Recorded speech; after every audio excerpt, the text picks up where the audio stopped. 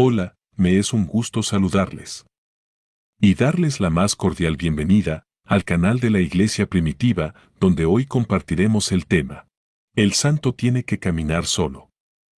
La mayoría de las almas más grandes del mundo han sido almas solitarias. La soledad parece ser uno de los precios que el santo tiene que pagar por su santidad.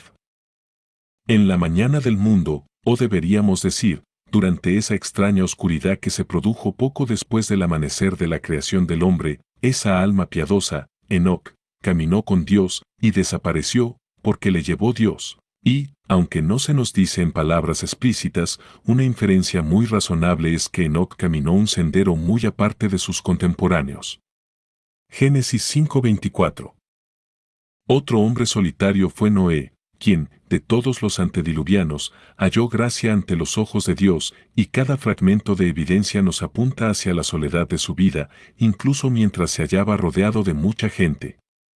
Génesis 6:8-9. Después, Abraham tenía a Sara y a Lot, así como a muchos sirvientes y pastores. Pero ¿quién puede leer su historia y el comentario apostólico acerca de ella sin percibir al instante que era un hombre cuya alma era como una estrella y que habitó apartado de los demás?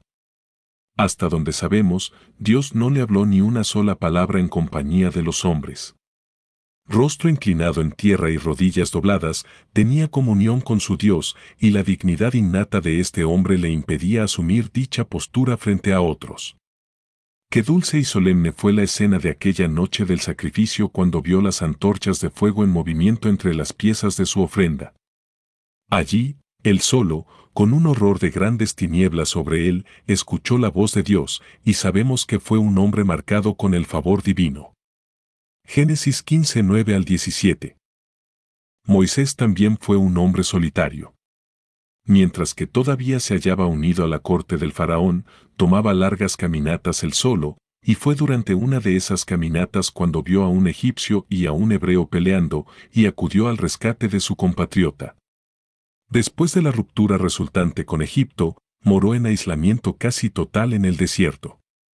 Allí, mientras vigilaba a sus ovejas, se le mostró la maravilla de la zarza ardiente que no se consumía, y más tarde en la cima del Sinaí se agachó solo para contemplar fascinado la presencia de Dios, en parte oculta, en parte revelada, dentro de la nube y el fuego.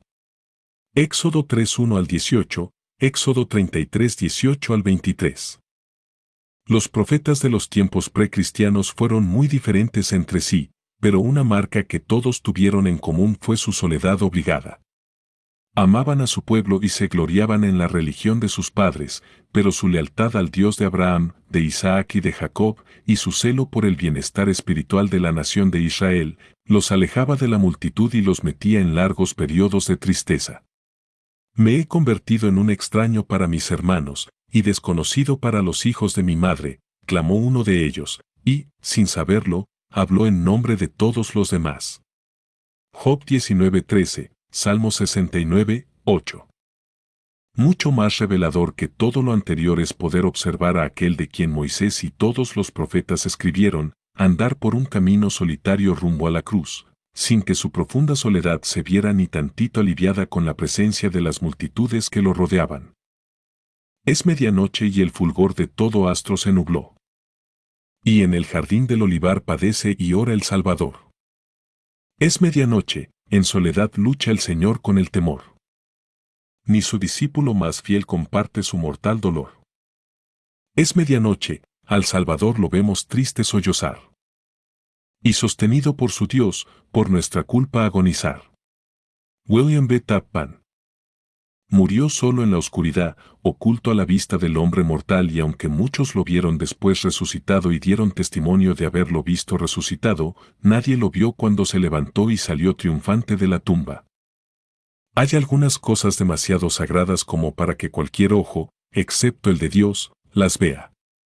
La curiosidad, el clamor y el bien intencionado pero torpe esfuerzo por ayudar solo estorba al alma que anhela a Dios y hace difícil, si no imposible, la comunicación del mensaje secreto de Dios al corazón del adorador.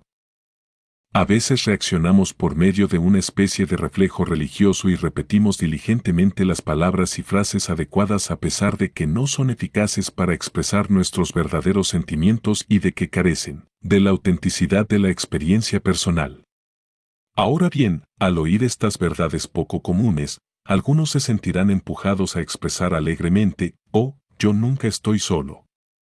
Cristo dijo, «Nunca te dejaré ni te abandonaré», y, «He aquí, yo estoy con vosotros todos los días». ¿Cómo puedo estar solo cuando Jesús está conmigo? Pues bien, lo cierto es que el testimonio anteriormente expresado, de que nunca está solo, es demasiado bonito para ser real. Evidentemente, dicho testimonio es lo que el hablante piensa que debe ser verdad, no es necesariamente lo que se ha demostrado como verdad por la prueba de la experiencia. Esta negación alegre de la soledad solo demuestra que el orador nunca ha caminado con Dios sin el apoyo y el aliento que le proporcionan la sociedad. El sentido de compañerismo que él erróneamente le atribuye a la presencia de Cristo seguramente surge de la presencia de gente amable. Pero siempre recuerda, tú no puedes llevar una cruz colectiva, ni puedes llevar una cruz en compañía de otros. Aunque un hombre estuviera rodeado por una gran multitud, su cruz es solo suya y su cargar con dicha cruz es lo que lo marca como un hombre aparte. La sociedad se ha vuelto en su contra, pues de lo contrario no tendría cruz alguna. Nadie es amigo del hombre con una cruz. Todos, dejándole, huyeron, se dice del Señor mientras cargaba con su cruz. Marcos 14:50. El dolor que la soledad nos produce surge de la constitución de nuestra naturaleza. Dios nos hizo los unos para los otros. El deseo de la compañía humana es completamente natural y es correcto.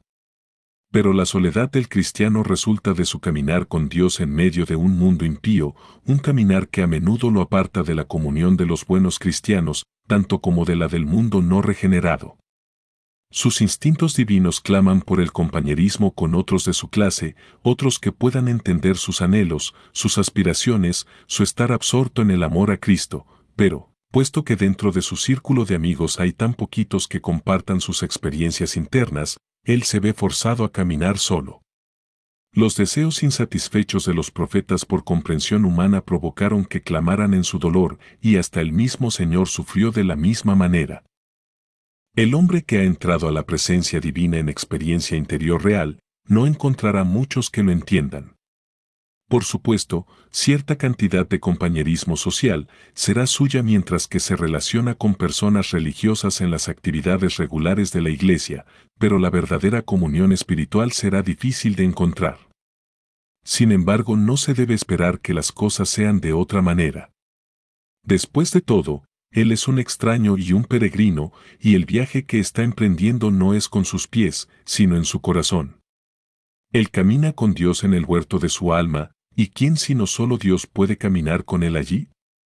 Él es de otro espíritu, diferente al de las multitudes que pisan los atrios de la casa del Señor. Él ha visto aquello de lo que ellos solo han oído hablar, y él camina entre ellos tal como Zacarías lo hizo al regresar del altar, cuando el pueblo murmuró, él ha tenido una visión. Lucas 1:22. Entonces, el hombre verdaderamente espiritual es de hecho algo raro. Él no vive para sí mismo, sino para promover los intereses de otro. Trata de persuadir a la gente a dar todo a su Señor y no pide porción alguna para sí mismo. Él se deleita, no en ser honrado, sino en ver a su Salvador glorificado ante los ojos de los hombres. Su gozo es ver a su Señor promovido, y a él mismo rechazado. Él encuentra poca gente a la que le interese hablar de lo que es el objeto supremo de su interés, por lo que a menudo se le ve silencioso y embebido en medio de la ruidosa jerga religiosa. Por causa de esto, se gana la reputación de ser aburrido y excesivamente serio, por lo que el abismo entre él y la sociedad se ensancha. Él busca amigos sobre cuyos vestidos pueda detectar el olor a mirra, aloe y casia de los palacios de marfil, Salmo 45:8, y al hallar a muy pocos o ninguno así, él, como María de antaño, guarda estas cosas en su corazón. Lucas 2:19. Y luego es su misma soledad la que lo arroja de nuevo a Dios. Aunque mi padre y mi madre me dejaren, el Señor me recogerá. Salmo 27:10. El no poder encontrar compañía humana lo impulsa a buscar en Dios lo que no puede encontrar en ninguna otra parte. Aprende en soledad interior lo que no podría haber aprendido en medio de la multitud, que Cristo es el todo y en todos, que Él nos ha sido hecho sabiduría, justicia, santificación y redención, 1 Corintios 1:30, que en Él tenemos y poseemos el sumum bonum, supremo bien, de la vida. Colosenses 2:10. Hay dos cosas que faltan por mencionar. Una, es que el hombre santo solitario del cual hemos venido hablando no es un hombre soberbio, ni es el santo austero que tiene la actitud de más santo que tú, tan amargamente satirizado en la literatura popular. Es muy probable que sienta que él es el más pequeño de todos los hombres y quizás se culpe a sí mismo por su propia soledad. Él quisiera compartir sus sentimientos con los demás y abrir su corazón a algún alma con el mismo sentir que él, pero el clima espiritual que le rodea no le favorece, por lo que permanece en silencio y le cuenta sus penas solo a su Dios. La segunda cosa que falta por decir es que el santo solitario no es un hombre tímido ni antisocial que endurece su corazón frente al sufrimiento humano y que pasa sus días solo contemplando los cielos. Todo lo contrario, su soledad le hace compasivo y lo acerca a los quebrantados de corazón, a los caídos y a los heridos por el pecado. Precisamente porque él está separado del mundo, es el más capaz de ayudarlos. Meister Eckhart enseñaba a sus seguidores que si al hallarse en su tiempo devocional, en su oración, de repente eran arrebatados hasta el tercer cielo, y en ese momento sucedía que recordaban que una pobre viuda cerca de ellos necesitaba alimentos, suspendieran inmediatamente su oración y fueran a cuidar de la viuda. Luego podrás regresar a tu oración. Este pensamiento es típico de los grandes maestros de la vida interior, desde los días de Pablo hasta nuestros días. La debilidad de muchos cristianos modernos es que se sienten muy a gusto en el mundo, como si este fuera su hogar. En su esfuerzo por lograr ajustarse a la sociedad no regenerada a fin de ganarla para Cristo, han perdido su carácter de extranjeros y peregrinos y se han convertido en una parte esencial del orden moral en contra del cual fueron enviados por Dios a protestar. El mundo los reconoce y los acepta por lo que son y como son. Esto es lo más triste que se puede afirmar acerca de ellos. No son solitarios, ni tampoco son santos.